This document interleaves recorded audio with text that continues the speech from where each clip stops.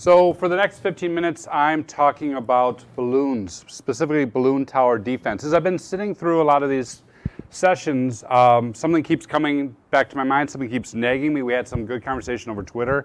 Should we pay for this? Should we pay for that? Should we do this? Should we do that? And I think looking at it in terms of balloons kind of yields some insight. So yeah, I'm Wolf. I'm going to be talking for the next 15 minutes about balloons. My background is, if you've ever seen like any cheesy Western ever where the strangers ride into town, that's what I do. That's what I do with my team. We ride into town. We teach the city folk how to defend themselves, right? How to shoot straight, how to make sure that they've got enough ammo, how to make sure they have enough bullets. And this is pretty important. As you guys all know, cybercrime is way up. It's about $3 trillion a year now. It's surpassed the drug trade, which is in and of itself pretty interesting. I'm waiting for like the Breaking Bites show, which I think would be much more exciting than Breaking Bad. And when you start breaking this out, it gets even kind of crazier. So about $500 million of that is intellectual property theft, stealing data, stealing secrets, reselling those things. $500 million. $160 billion is what we usually think about, your healthcare information, your credit cards, those sort of things. And you might be wondering what the rest is. So am I, and so is pretty much everyone else. We just don't know. So there's only about a third of all crime that's really accounted for, and I think that in and of itself raises some serious questions.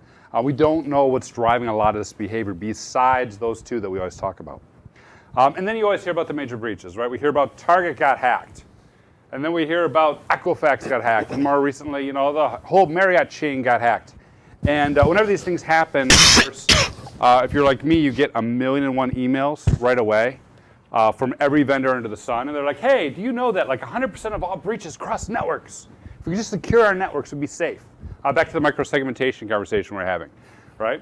100% of all breaches steal credentials. If we could just protect the credentials, we'd be safe. Breaches are caused by unpatched vulnerabilities. Why don't we do anything about that? 100% of breaches happen on the endpoint. My God, think of the children. Phishing.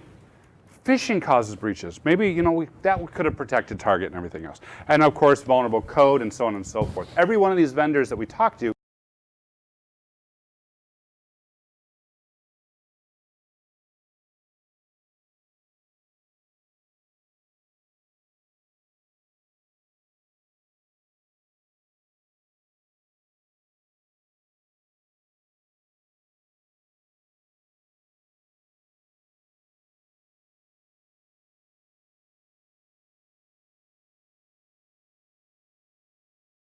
when I sit down with security leaders, that's exactly what they say.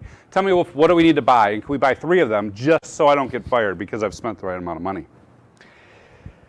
And so I stumbled across this analogy a while back of balloon towers. This, if you guys have ever played the game, it's fantastic. The balloons go around, much like the red team. They follow a defined path through the network or through the map. And at the end, they get to the very end and you lose points, right? You lose a breach, they've stolen data, they've exfiltrated it. I think this is a very interesting metaphor because in much the same way, when you look at most of these attacks, the criminals are doing the same thing. They follow a pretty well-defined path.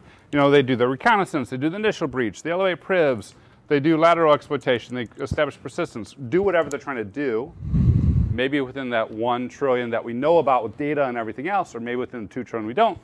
They exfiltrate their data, they move on. We see this pattern again and again and again. And if you think about the red balloon falling through here, what really we need to answer is what monkeys go where, and realize we only have a limited amount of monkeys, right? We only have a few monkeys, we only have a few dollars, we only have a few chances to get this right.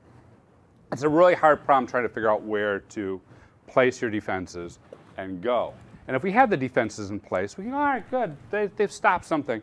And if something gets by, okay, we can put in another defense, and that will stop something, right? Because, oh, we should never do phishing exercises because it's only 60% effective.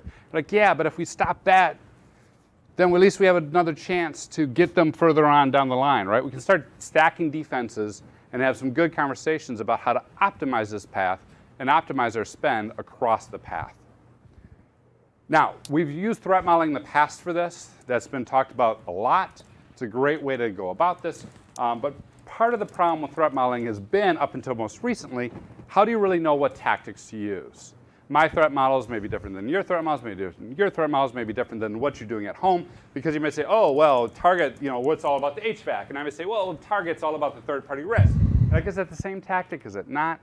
It can be hard to really suss that out. What's interesting in this space today is the MITRE ATT&CK framework. If you haven't looked at it, take a look at it. Lots of tactics broken out and listed and enumerated along the life cycle with very specific defenses.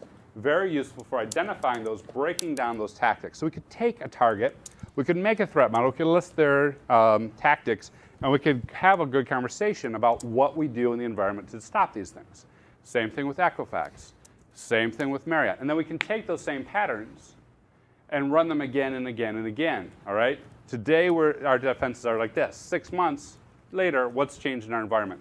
A year later, as we're planning our budget, now what do we do? We can use these tactics to run exercises to do tabletops. Very, very handy. But you might say, okay, that's great. Now we got the tactics. Okay, now we know what the bad guys are going to do to us. What do we use for countermeasures? 1,000,001 things you can do for countermeasures. One of the ones I like to use, just because it's boring and puts security people to sleep, is the NIST framework, which I'll get to in just a minute. When you look at these countermeasures, you need to think about two things. We're basically playing a game on two axes, right? We need to prevent the bad guys as long as we can to buy us time so that our SOC or our operations or our managed service provider can detect them, and then we need to have some response. And if that detection and response is quick enough, if we find them and stop them quick enough, faster than it takes to break the detection, we're secure, we win. The bad guys don't get in. That old adage of, well, they need to fire 1,000,000 arrows, or we need to be right every single time. They don't need to be right once. That old adage goes away because we bought us enough time to dodge those arrows, stab them in the back, and throw them out the back door and bury them under concrete. Not that I'm advocating you do that in a criminal situation. You know what I'm saying, though. That is good instant response. Always use the concrete. This harkens back to a great book by Winshore II, if you're interested, Time-Based Security, 1997.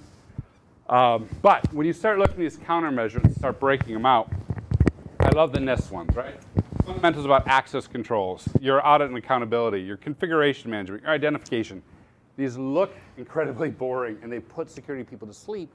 But when you think about them, you look at them, NIST has built fantastic requirements and metrics and information around them. So you can say, here's the tactic, here's the NIST control I'm using to defeat that tactic. Now I have a list of requirements that I can then figure out what I'm going to do with. What do? You build a program. Everyone buys software and installs it, and usually they fall down on the program. Generally, when we find people get breached, it's not for lack of not having enough software. They've got software. It's for the lack of not having the software in the right spot, or not utilizing it right, or not having it operationalized. So we can build a program. We can take these tactics and we can lay it out over everything we do in defense, right? The identification, the protection of the environments, the detection when the threats occur, responding, recovering in a quick fashion. We can lay those controls out and look for our hotspots. Where are we strongest? Where are we weakest? Where do we need to invest? Maybe we need some recovery. So the VM presentation earlier, I was thinking a lot about the recovery side of snapshots and rolling back and all those sort of things. So we can start to see where we're strong and where we're weak in relation to that path that the criminals are taking. Now, of course, if you guys are familiar with the NIST cybersecurity framework, these headings line up directly with that. So we can look at that security framework heading and drill down into NIST and get even more details about programmatically how we should align those countermeasures for stopping specific threats on a specific threat model. And this is good because now you can explain it to the C-level. Here's our framework that we're aligned to, blah, blah, blah. You can explain it to auditors, because they always want to know what framework are you aligned to. Here's where we're at, and we're 50% here and 20% here, and we're investing here. You can explain it to your financial team. We're pretty heavy here, so we're going to cut some costs. We're going to move some of that financing over here and rationalize our tools. At the same time, though, you can go all the way back to those individual tactics and look at the technical controls so the technical folks who are implementing can have the resources and the leeway to go ahead and do what they need to do. Because that's what's next, right? Now we need to buy the tools to fill in these gaps. What tools do you need? This exercise can help point that out. The features are those controls. The NIST requirements or whatever, here's the features we need, here's what we need to be looking at. The test criteria are those tactics. Do these tools actually stand up to a determined attacker executing these tactics in our environment. And you can then take a theoretical exercise, the tabletop we ran earlier. What would it look like if we're Target? What if we looked like if we're Equifax? What would it look like if a Marriott-style attack attacked us? You can take those tabletops and now turn them into live fire exercises where you're running those tools in the lab first when you're evaluating software and after the fact when you're testing software to make sure that it actually is effective against those types of controls. And you can map out where you invest and where you need to cut. Now, this particular exercise, I got some red ones that were like, hey, these are ones that we're not investing in. One of the things that I found very interesting in doing this exercise is not only establishing where we need to invest more, but something that security people almost never talk about, finding out where we need to cut. So one recent example, we were able to cut a significant amount of the budget because they had overlapping controls for a specific tactic, and then reinvest that in tactics and tools they didn't have, and reinvest it in training. So doing this allows you to rationalize where your tool spend is and figure out where you need to go. Now, that's tools.